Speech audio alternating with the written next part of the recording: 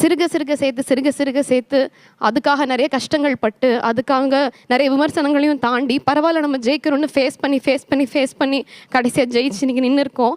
நேற்று தான் கிரகப்பிரவேசம் முடித்தோம். நேற்று நைட் அந்த வீட்டில் தூங்கியே ஆகணும்னு சொன்னாங்க. தூங்கிட்டு இன்னைக்கு காலையில் அப்படியே இந்த ஷோக்கு நாங்கள் காலையில் கிரகப்பிரவேசம் அன்னைக்கு இந்த வீட்டில் தூங்கணுமாங்க.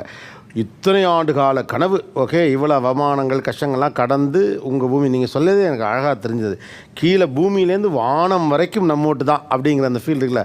நீங்கள் தூங்கி எந்திரிச்சு பார்த்தா விடிஞ்சு பார்த்தா நீங்கள் உங்கள் சொந்த வீட்டில் படுத்துருக்கீங்க. எப்படி இருந்தது அந்த ஃபீல்? அந்த சூரிய கதிர்களே அந்த ஜன்னலோட கோடு இருக்கும்ல, அந்த கோடை தாண்டி அந்த ஷேடோ அந்த செவுத்துல வந்து பட்டிருந்தது. அந்த கதிரே வந்து நமக்கான கதிர் மாதிரி ஒரு ஃபீல் ஆச்சு. நம்ம வீட்டில் நம்ம கட்டின வீட்டில் அந்த சூரிய கதிர்கள் அந்த ஜன்னலோட ஷேடோவோட பார்க்குறது அவ்வளோ அழகாக இருந்துச்சு. என்னோட வீட்டில் போய் எல்லா கதவையும் நான் முதல்ல அப்படி திறந்தது. பின்பக்க கதவெல்லாம் வச்சு ஒரு வீடெல்லாம் நான் பார்த்ததே கிடையாது. ஐ மீன் வாழ்ந்ததே கிடையாது. நாங்கள் அதெல்லாம் போய்